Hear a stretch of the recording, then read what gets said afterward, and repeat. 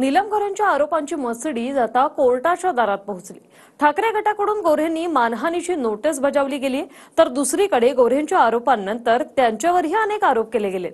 त्यावर मागच्या 2 दिवसापासून गोरे बोलल्या नसल्या तरी त्या उद्या यावर भूमिका मांडण्याची शक्यता असल्याचं बोललं जात आहे। उद्धव ठाकरेंच्या शिवसेनेत 2 मर्सिडीज गाड्या देऊन एक पद वाटलं जात होतं। या आरोपाचा वाद आता कोर्टात पोहोचलाय। ठाकरे गटाच्या नेत्या सुषमा अंधारे यांनी नीलम गोऱ्हेंना अब्रू नुकसानीची नोटीस बजावली आहे।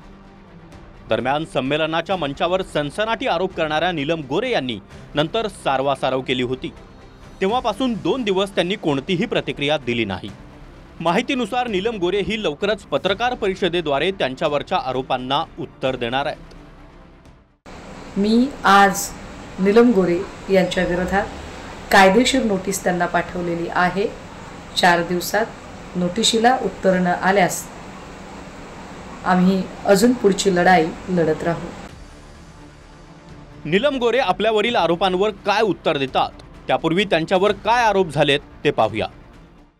काल नीलम गोऱ्हे या बाहेर पडताना पत्रकारांशी त्या बोलत होत्या खाजगी की मी महामंडळाला 50 लाख दिलं विषयात आंबेला म्हटले।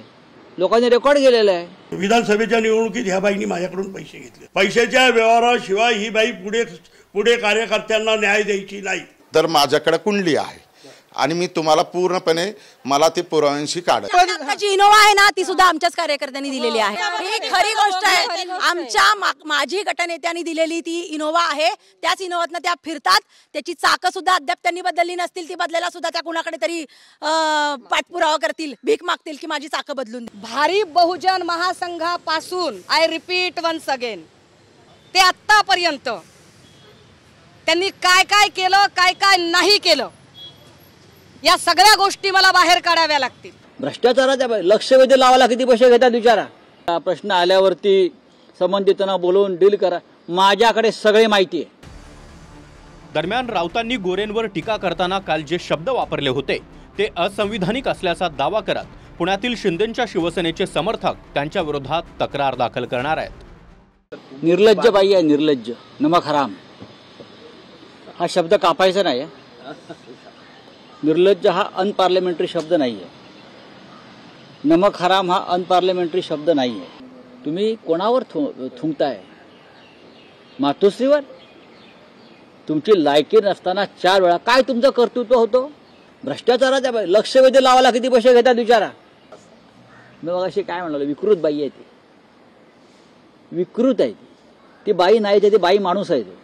किस किस तरीके के गिफ्ट मांगे गए, कौन कौन गिफ्ट देता है, तो वहाँ पे उनको टिकट कैसे मिलते हैं। विधानसभा का अगर टिकट चाहिए तो उसका रेट कार्ड अलग होता है। लोकसभा का टिकट का रेट कार्ड अलग होता है। मुंबई के कॉरपोरेशन के टिकट का रेट कार्ड अलग होता है। तो मेरे ख्याल से ये तो उद्धव जी का पिछले 15-20 साल से उनका ये पॉलिटिक्स का तरीका है और इसी से फ्रस्ट्रेट होके बहुत सारे शिवसैनिकों ने आज उनकी साथ छोड़ी है। साहित्य संमेलनामध्ये राजकारण येऊ नये या मताशी आम्ही सगळेच आहोत, परंतु राजकीय गोष्टींची चर्चा देखील ज्यावेळी व्यासपीठावर होते आणि एखादा प्रश्न विचारला जातो त्यावेळी ते दिलेलं उत्तर होतं। आणि मला असं वाटतं की या सगळ्या बाबतीमध्ये ज्या काही चर्चा होत आहेत हे साहित्य संमेलन आता संपलेलं आहे। साहित्य संमेलनानंतर स्वागताध्यक्ष शरद पवार साहेबांनी देखील त्यांची भूमिका मांडलेली आहे, परंतु या मुलाखतीमध्ये चर्चेमध्ये हे झालं आहे। ही चर्चा जर व्यासपीठावर झाली नसती तशी उत्तरं देखील मिळाली नसती। संमेलनाच्या व्यासपीठावर ठाकरेंच्या पक्षात 2 मर्सिडीज गाड्या देऊन एक पद मिळत होतं। या गोरेंच्या आरोपांनंतर तुम्ही किती मर्सिडीज दिल्या त्या आधी सिद्ध करा असं आव्हान ठाकरे गटाकडून देण्यात आलंय।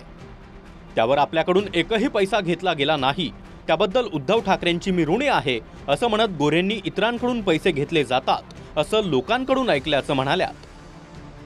त्यावरून दोन्ही बाजूने आरोपांची चिखलफेक झाली आणि हे प्रकरण आता थेट कोर्टात जाण्याच्या वाटेवर आहे।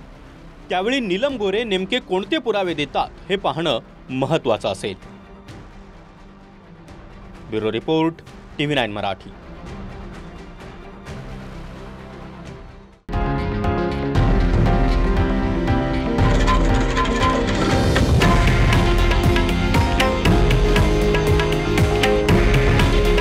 हे आहे देशातील नंबर 1 न्यूज नेटवर्क आणि आपण पाहत आहात TV9 मराठी। काळजी तुमची, हित महाराष्ट्राचं।